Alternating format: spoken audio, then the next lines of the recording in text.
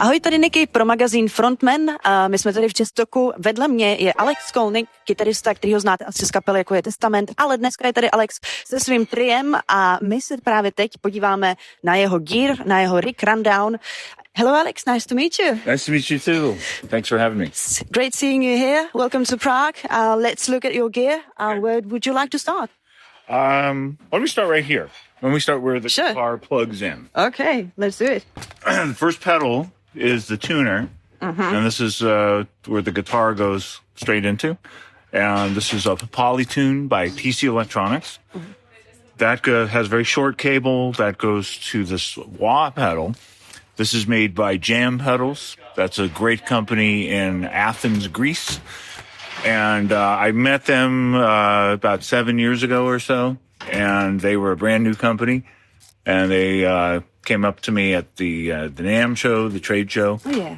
And a lot of companies approach musicians at the NAMM show, and at first they were like any other company, you know, this new brand new gear, trying to get musicians interested, but they always had a great look to their stuff. So I was willing to try it, and it sounded fantastic. And I was one of the early users.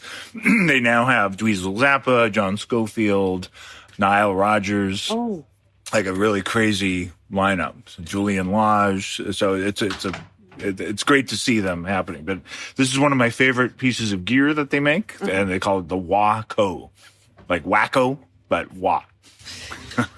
Very fancy. Yeah, and I'll be using that quite a bit tonight in our version of Dream On by Aerosmith. And it finds its way into other songs as well. Cool. So that goes straight into the main board.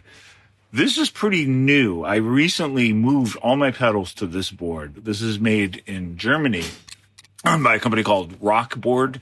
They're part of Warwick. Okay. And they're like bulletproof, very strong pedal casing, and it comes with a power conditioner that's underneath, and they have their own style of cables. So it's, knock on wood, I've had no problems with this board, other than the transatlantic flight. We might have had one or two cables loose, and we had to go through and make sure. But other than that, it's been the easiest pedal board I've ever had to deal with. I just open it up, and everything works. And it comes in this great flight case as well. Right. Yeah. Practical for traveling. Very, very. So that actually, the wah goes to the back of the board here. So this is, and you have a choice of how to set up these jacks. But I have it so this one to my right is the input. So from there, it actually goes into the conditioner, and then it starts the chain of the pedals. So the first one is here. Now, before I had this board, I used to go right out of this pedal into the wah. But now I go here, and then it starts the whole pattern here. So let me explain what this is. This is called the Tube Dreamer 88. Based off a Tube Screamer, but modified. Yes. Yeah. And this is also made by Jam Pedals in Athens. Seems to be your favorite brand. So far. Yeah. Well, I don't know if I mentioned the tuner is TC Electronics. But yeah, so far, that's all we've looked at is Jam Pedals, and we will have one more that we'll get to.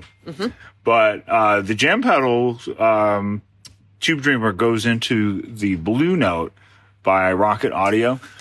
And the Blue Note is partial overdrive. So it's more of a blues rock sound. Right. So I use it when I don't want like a fully sustained distortion. But getting back to the Tube Dreamer, this is a very powerful overdrive, and it's really like two overdrive pedals in one, and you can combine them as well. So I can get screaming sustain from just this one alone. If I want more of a classic bluesy sound, I'll go to the Blue Note. But sometimes I'll try combinations. I could combine the Blue Note with the Tube Dreamer on the left side or the right side. Okay. And when it comes to stomping and, making sure right things are on the right time, you don't obviously have any kind of foot switch over here. How do you manage all of this? Obviously, it must come natural to you by now, but... Yeah, I haven't had the need to set up a rig where I press one button and there's combinations of pedals. Maybe it will get to that point. But with this group, it's very organic. And I usually know what combinations I'm going to use on any given song. Mm-hmm. And it's usually not the same combination for the whole song. So if I need to click on more than one pedal, I know how to do it pretty fast. You probably have time for that, given the songs and everything. So that's... Yeah, so, this is a very improvisational group as well. Okay. Too. So I can sort of take my time and hit the pedals when I want to. I also have, just to jump to the final pedal, it's a volume pedal. Oh, yeah, this one, yeah. By Jim Dunlop, the mini volume pedal. For some reason, I like that better than the full-size one. It's also easier to travel with. But that also helps me with switching on pedals. So I can lower the volume and be sneaky about which pedal. Sneaky. Yeah. That's a good one.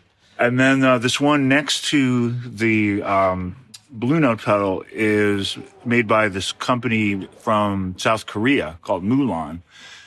I'd never heard of them before, but they had... it was also at the NAMM show. They gave me this pedal, and it's beautiful. All their pedals are sort of hand-built and metal. Mm-hmm. It's really good. Yeah, and it's just a boost. There's moments where maybe I feel like I need a little more volume. Maybe we start the song very quiet, and then we're in the middle of the song, and we're reaching peak energy. Mm-hmm. And I like the tone where the volume pedal is. I don't want to raise that. So I can just hit this, and it just gives me a little bit of a boost. And then I can turn it off. And, it does that without affecting the tone too much. Okay, now this one is a very strange pedal. Yes, we heard... You're probably familiar with it. Yeah, Electro Harmonics make some very interesting pedals. So the micro synth, it shows up once in a while. Mm-hmm. I haven't used it a lot on this tour. I tend to use that with more experimental jams. I play in another project called Pact with the bassist Percy Jones from Brand X that gets very experimental. Mm-hmm. And I use it a bit more in that project. But it's there in case I need it. So this is the first line of attack right here. And then this long cable brings us up to the top row cable. So then we go to this, the MXR Phase 95, which is based on the classic Phase 90. I almost always have this button blue, and I don't have too much in the way of speed, and it just gives it that classic 70s phase sound. I do use that on a few different songs, and that plugs into this next pedal. This is also a jam pedal. Yeah, this one looks very interesting, very... Yeah, so Jam makes a lot of custom pedals with custom artwork. So they have their stock types of pedals, chorus, delay, wah, and so forth. This is their standard chorus, but the casing is totally unique. Mm-hmm. It's one of a kind. So their standard chorus is called the Waterfall. I own many more pedals than this. Of course, yeah. These are ones that I know I'm going to use, and I use most of them every night, pretty much, except for that one. Okay, so that brings us to the Splash. So the Splash is built by a company called Crazy Tube Circuits. I met them through the folks at Jam Pedals. They're also based in Athens. Okay. And they're friends. They guess they could be competitors, but they work together and they help each other. And this is my favorite reverb pedal. I've tried a bunch of reverb pedals by various companies, and this one in particular is my favorite. It's been with me for a few years. It has lost the original volume knob. This was replaced by my friends at 30th Street Guitars in New York, who also helped put the Pedalboard together because I'm not good at stuff like that. And then, when I got this built at 30th Street right before this tour, I purchased this. This is a delay. I suddenly realized I'm not happy with any of my delays. It was very strange. And I needed a clear delay that's not too overwhelming. So I tried a bunch, and this is not one of the most expensive ones, but it's just incredibly clear, and it just does exactly what I need it to do. And it's made by this company, Orion, and it's called the UAFX Tape Echo. So I'm still getting to know it, but I mostly keep it on the same setting, and it just does everything I need it to do. We have one more electro harmonics pedal, our piece de resistance. Octave. Yes. Yeah, it's the Pogue 2 octave generator, and this was one a friend of mine acquired this pedal, didn't know what to do with it. Why don't you? And he'd gotten it from somebody else that had kind of given up on it. It works great for me. Again, it's only for selective parts, but we have a new song that's a title track of our new record, and it's called Prove You're Not a Robot. And it gives us a sound that kind of goes with the whole robot theme. Right. So I use that every night on the song. It's for the closing solo. That's all the pedals. So then, from the volume on, we go to the amp. And the amp is made by VHT. There's a fun story with this amp. I got a message from a friend of mine named Tracy Guns from LA Guns. Familiar? Yes. Great guitarist, kind of a legend. And, Guns N' Roses started when LA Guns joined Hollywood Rose, and then they split off. Yeah. But Tracy's become a good friend of mine, and he messaged me about this amp, and he just said, they just built this new model of amp. I think it was too small for what he's doing, which is, a big rock and roll show. But he thought it might work for my instrumental stuff. So the company got a hold of me, sent this out. It's based on the Dumble amp. Now, Dumbles are these very rare amps. There aren't many in existence. I think Joe Bonamassa owns like half of them. Robin Ford has one, but they're very sought after. This is an affordable version of that amp. So it's based on the Dumble. That's why it's called the D50. Right. And it functions in a similar way. It's got a couple channels. I don't switch channels. I stay on the clean channel, and I get all my overdrive from the pedals. But if I was using it in a more overdriven situation, I could switch to the rock channel, and that's fine because it's got rock and jazz. Yeah, it's kind of interesting. Options over here, that's rare. Yeah, which is pretty unique. It's the only amp I know of that has those exact options. First time I'm seeing you. Yeah. Good. So I'm a big fan of the amp. They sent it with a nice cabinet as well. However, I also play in a band called Testament, which is a heavy metal band. You've heard. Some of you have heard of. And for the last couple European tours, Testament has been using these cabinets built in Belgium by Cathedral Cabs. And they're hand-built and wooden. And they reached out to me before this tour and said, would you consider using one of our cabinets for your trio tour? Or at least give it a shot and see if you like it. And I did like it. So this is it. It's solid wood. It's got 112 speaker. Yeah. Okay. And it works perfect. In a way, it almost looks more matched for the amp head than the original cabinet, which is all black. So this is made by Cathedral Cabs. And that's pretty much it. There is an effects loop. I don't use it for this group. I find, with louder projects, I need the effects loop. When I play with Testament, the delay must run through an effects loop. Or any project like that, Metal Legions, for example. But with the trio, our loudest level is not that loud compared to those groups. So, not 11. Exactly.